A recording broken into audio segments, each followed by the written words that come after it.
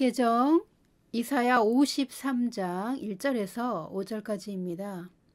53장 1절부터 보십니다. 우리가 전한 것을 누가 믿었느냐? 여호와의 팔이 누구에게 나타났느냐? 그는 주 앞에서 자라나기를 연한 순 같고 마른 땅에서 나온 뿌리 같아서 고운 모양도 없고 풍채도 없은즉 우리가 보기에 흠모할 만한 아름다운 것이 없도다. 그는 멸시를 받아 사람들에게 버림받았으며 간고를 많이 겪었으며 질고를 아는 자라. 마치 사람들이 그에게서 얼굴을 가리는 것 같이 멸시를 당하였고 우리도 그를 귀히 여기지 아니하였도다. 그는 실로 우리의 질고를 지고 우리의 슬픔을 당하였거늘 우리는 생각하기를 그는 징벌을 받아 하나님께 맞으며 고난을 당한다 하였노라. 그가 찔림은 우리의 허물 때문이요 그가 상함은 우리의 죄악 때문이라. 그가 징계를 받음으로 우리는 평화를 누리고 그가 채찍에 맞음으로 우리는 나음을 받았도다. 아멘. 이사야 선지자는 장차 이스라엘 땅에 오실 메시아의 탄생을 이사야 53장에서 이렇게 예언했습니다. 이사야 53장을 통해 우리는 그리스도의 태어나심과 사명에 대해 또 그가 우리에게 오신 진짜 목적들을 나눌 것입니다. 이사야 53장을 통해 우리가 알 수 있는 것 첫 번째는 사람들은 진짜 복음을 들으려고 하지 않는다는 것입니다. 1절 보십니다. 우리가 전한 것을 누가 믿었느냐? 여호와의 팔이 누구에게 나타났느냐? 이사야가 전하는 말은 사람들은 진짜 복음을 들으려고 하지 않을 것이다 라는 말입니다. 아무도 예수가 만왕의 왕이라고 믿지 않을 것이다. 그가 하나님의 아들이라는 것을 믿지 않을 것이다. 하나님 앞에서 부드러운 새싹 같고 마른 땅에서 자란 나무줄기처럼 온유하고 겸손한 모습이지만 이 세상 사람들에게는 보잘것이 없는 눈길을 끌만한 어떤 아름다움이나 세상적인 위엄이 없어 보일 것이다 라고 말하고 있습니다. 사람들의 눈에 예수님은 그저 초라한 사람으로 힘이 없는 사회적 약자일 뿐이었습니다.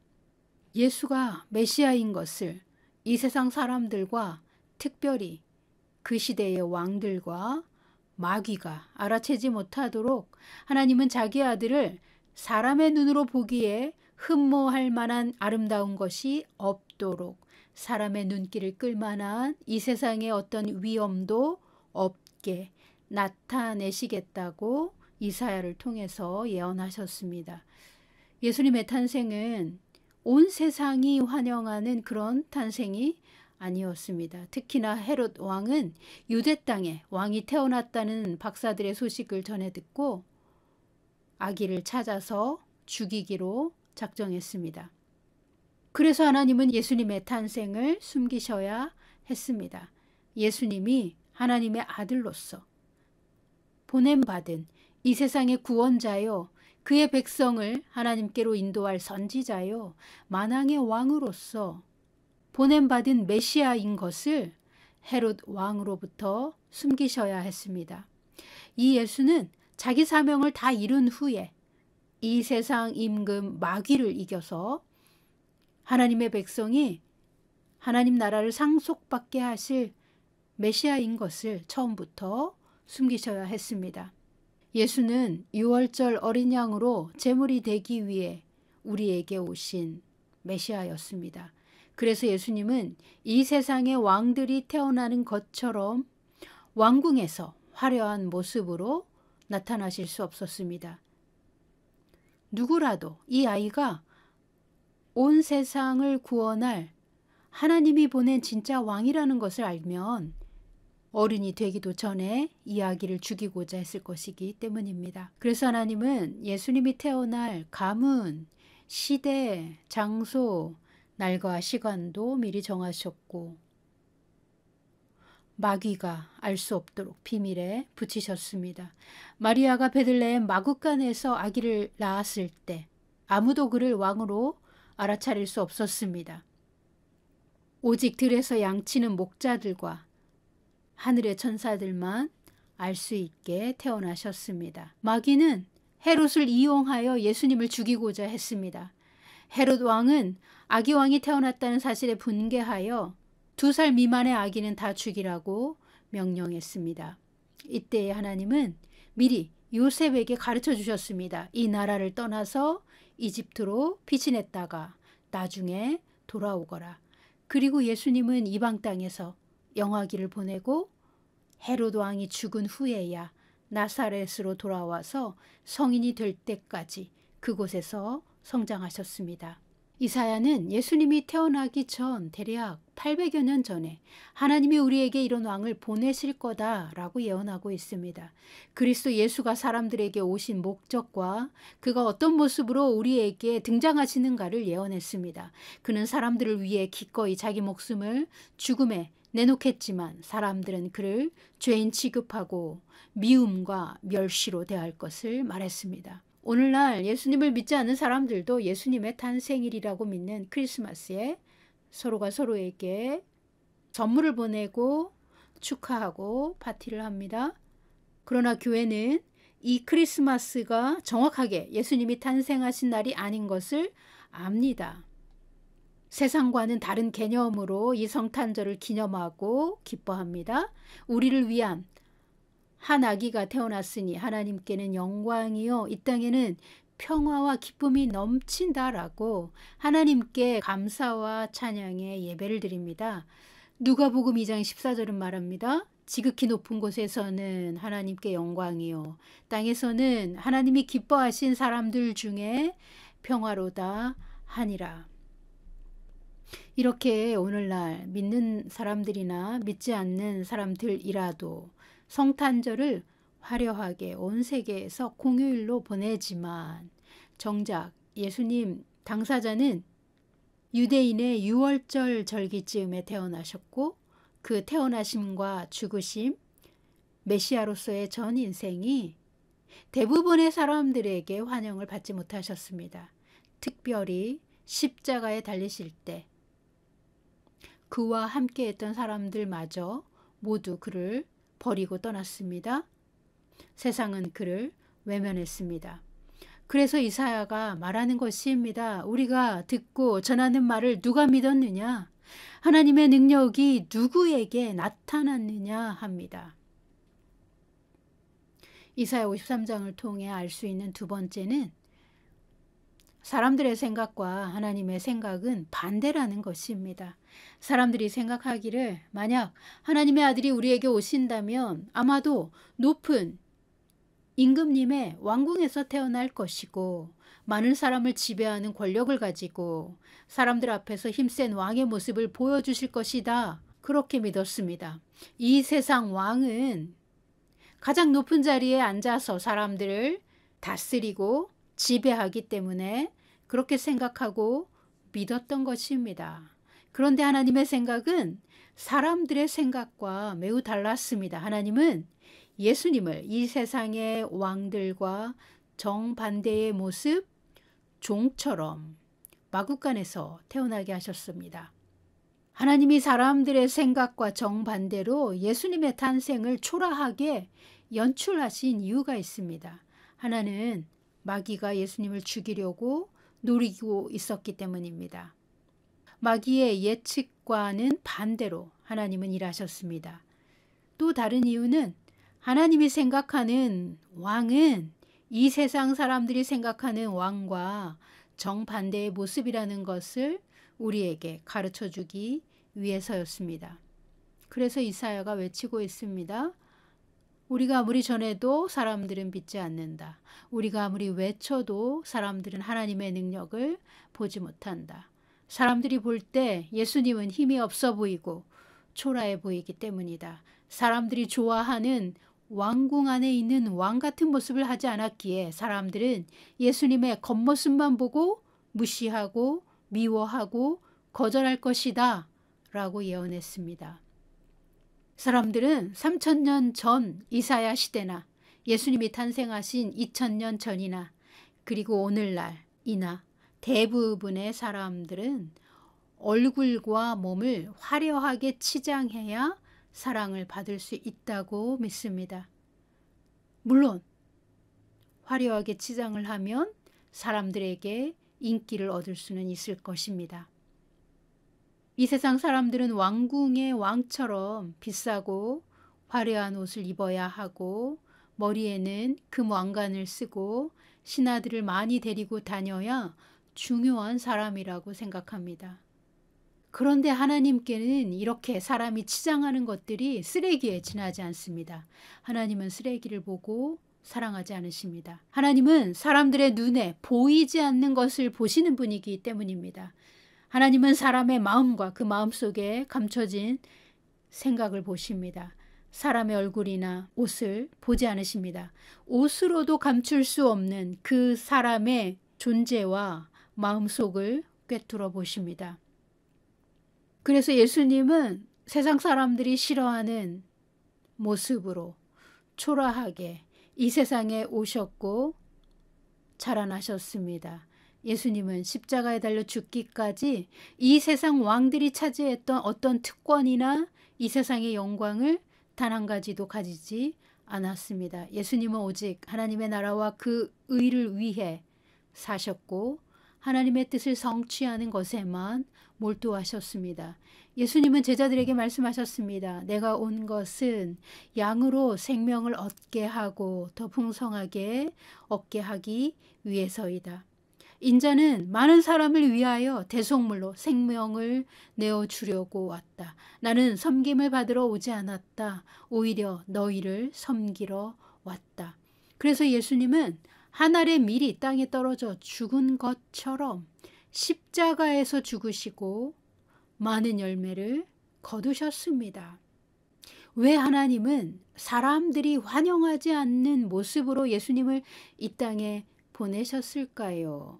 세 번째로, 이것이 하나님의 놀라운 비밀입니다.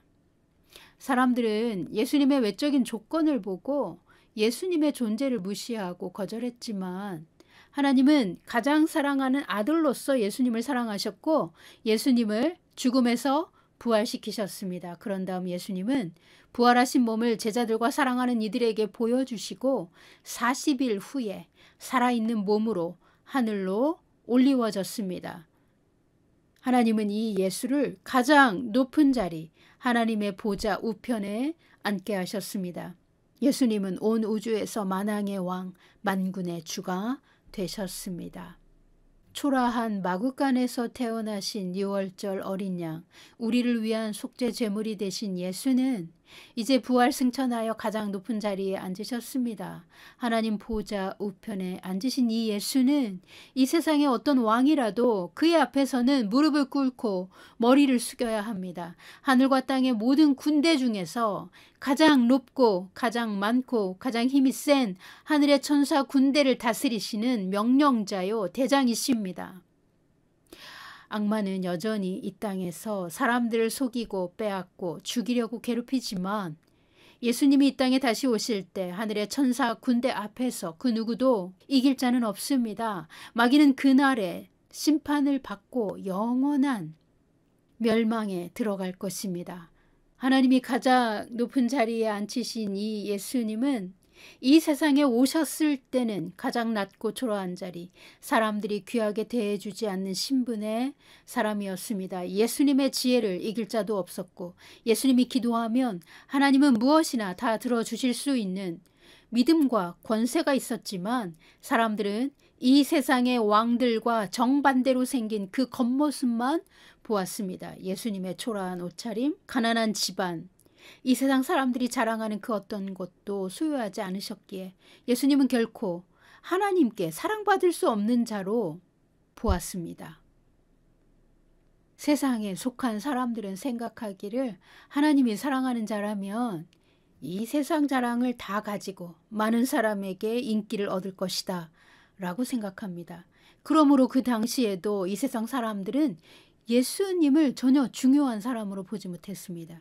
이 세상 영광을 추구하는 사람들, 이 생의 자랑에 취해 사는 사람들, 그리고 종교적이고 육신적인 사람들에게 예수는 하나님께 사랑받지 못한 보잘것없는 인생에 불과했습니다. 이것이 바로 하나님의 비밀입니다. 이 세상의 지혜로운 자들에게는 숨기시고 비천하고 약한 자들에게는 열어 보여주시는 하나님의 지혜로만 알 수 있는 메시지입니다. 고린도전서 1장 27절 28절에서 바울은 하나님은 세상의 약한 것들을 택하사 강한 것들을 부끄럽게 하시고 세상의 천한 것들과 멸시받는 것들과 없는 것들을 택하사 있는 것들을 패하려 하신다라고 말했습니다. 이사야 53장을 통해 우리가 알 수 있는 것 네 번째는 사람들이 예수님을 귀하게 여기지 않은 더 중요한 진짜 이유가 있습니다. 우리가 아는 대로 이 세상 왕들과 같은 이 세상이 자랑하는 이 세상 영광으로 예수님은 치장하지 않았기 때문에 사람들은 예수님을 귀하게 보지 않았습니다. 그런데 왜 사람들은 예수님의 참모습을 보지 못했을까요? 그 진짜 이유는 마귀가 이 세상 사람들의 눈에 검은 천을 덮어놓고 진짜 중요한 것을 보지 못하게 하기 때문입니다. 진짜 중요한 것은 사람의 마음속에 숨겨져 있기 때문입니다. 하나님의 빛이 우리 마음에 비춰질 때만 그 검은 천이, 그 검은 안경이 벗겨지고 하나님이 보시는 것처럼 우리도 진짜 중요한 것을 볼 수 있게 됩니다. 대부분의 사람들은 마귀가 덮어놓은 그 검은 천, 검은 안경을 쓰고 자기들의 기대대로 예수님을 바라보았기 때문에 결코 예수님의 참 모습을 보지 못했습니다. 그렇습니다. 우리는 타락한 세상에 태어났고 타락한 죄인의 본성으로 살고 있습니다. 우리는 비록 예수님의 정체성과 참 모습을 볼 수 없었지만 예수님은 사람의 미약함과 부패한 마음 때문에 실망하지 않으셨습니다. 사람들은 예수님을 오해했고 거절했을지라도 예수님은 사람에 대해 잘 아셨고 사람을 향한 하나님 아버지의 사랑, 그 긍휼을 깊이 느끼고 사람을 사랑하셨습니다. 예수님은 죄인된 사람들을 구원하기 위해 자기 생명을 희생함으로 메시아의 부르심을 완수하셨습니다. 예수님은 하나님의 위대한 뜻과 예수님을 통해 우리가 얻을 하나님의 의, 하나님의 자녀요 거룩한 성도가 되고 하나님의 교회로서 영광스럽게 변화될 것을 보시고 우리의 변화될 아름다운 열매를 보시고 기뻐하셨습니다. 그러나 사람들은 예수님의 참모습을 보지 못했습니다. 3절부터 5절까지 예수님이 십자가에서 겪으신 미움과 멸시, 아픔과 고통은 우리의 질병과 가난의 고통을 대신 지시기 위함이었습니다. 예수는 십자가에 달려 손과 발에 못이 박혔습니다. 창에 찔려 물과 피를 다 쏟으셨습니다. 예수님이 십자가에서 멸시받고 많은 곤욕을 치를 때 하나님은 우리의 허물과 죄와 저주를 예수님에게 옮기셨습니다. 그래서 우리는 의롭게 되었습니다. 죄와 저주의 권세에서 완전히 해방되었습니다. 하나님은 우리에게 하나님의 의를 주셨고 하나님의 아들이 되게 하셨습니다. 우리는 하나님의 아들로서 자유를 누리고 그 권세를 사용할 수 있게 되었습니다. 그 목적 때문에 예수님은 3절 그는 멸시를 받아 사람들에게 버림받았으며 간고를 많이 겪었으며 질고를 아는 자라. 마치 사람들이 그에게서 얼굴을 가리는 것 같이 멸시를 당하였고 우리도 그를 귀히 여기지 아니하였도다. 4절 그는 실로 우리의 질고를 지고 우리의 슬픔을 당하였거늘 우리는 생각하기를 그는 징벌을 받아 하나님께 맞으며 고난을 당한다 하였노라. 그가 찔림은 우리의 허물 때문이요 그가 상함은 우리의 죄악 때문이라. 그가 징계를 받음으로 우리는 평화를 누리고 그가 채찍에 맞음으로 우리는 나음을 받았도다. 아멘. 예수는 우리를 위하여 사람들에게 버림받았고 멸시받았으며 십자가에서 우리의 죄의 짐을 짊어지고 가난의 고통과 질병의 고통, 죄와 저주로 인한 우리의 슬픔을 그가 친히 당하셨습니다. 우리는 그가 하나님께 미움받고 거절받아서 형벌을 받는 것이고 고난을 당한다고 생각했습니다. 그러나 예수님은 십자가를 지심으로 우리를 죄에서 완전히 해방시키셨을 뿐만 아니라 질병과 가난의 고통에서도 해방시켜 주셨습니다. 우리가 그 십자가의 효력을 믿고 또한 우리를 향한 하나님의 사랑을 의심하지 않고 받아들일 때 하나님은 천국의 실체로서 초자연적인 건강과 번영의 복도 주십니다. 우리가 얻게 될 영원한 복음을 위하여 예수님은 초라한 모습으로 우리에게 오셨습니다. 그가 찔림은 우리의 허물 때문이요 그가 상함은 우리의 죄악 때문이라. 그가 징계를 받음으로 우리는 평화를 누리고 그가 채찍에 맞음으로 우리는 나음을 받았도다. 아멘.